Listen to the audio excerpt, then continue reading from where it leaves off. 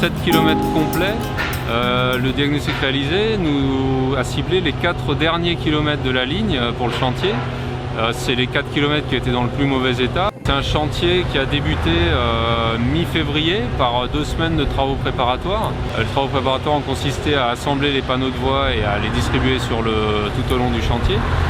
Là, on a vraiment les équipes de poseurs qui remplacent les constituants anciens par les nouveaux. Ces opérations sont prévues à durer pour 4 semaines. Les travaux consistent en un renouvellement du ballast, des traverses et des rails. Les zones de renouvellement intégral, on a retenu un travail par panneau de voie, c'est-à-dire qu'on dépose des portions de voie de 12 à 18 mètres qu'on met en attente dans l'accotement.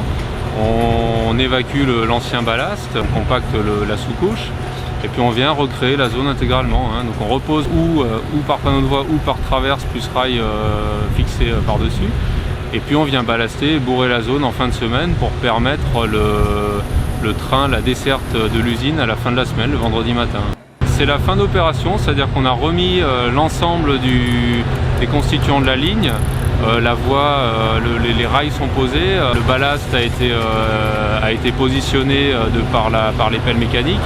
Maintenant le travail de laboureuse, ça va être de serrer le ballast sous les traverses pour la tenue de la voie et de régler la géométrie des rails, l'alignement, le nivellement, la hauteur et la largeur pour faire ça.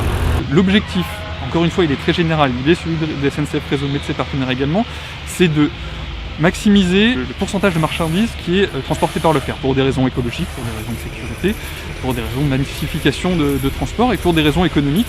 Ça s'inscrit dans un objectif général qui est celui de développement du fret. L'État, lui, a un objectif qui est de passer la part modale du fret ferroviaire de 9% à 18%. La première des choses à faire, c'est de conserver les gens qui utilisent déjà le fret ferroviaire, pérenniser cet usage. C'est exactement ce qu'on est en train d'essayer de faire avec ce chantier, permettre à Verallia de continuer son approvisionnement par le fer et non par la route.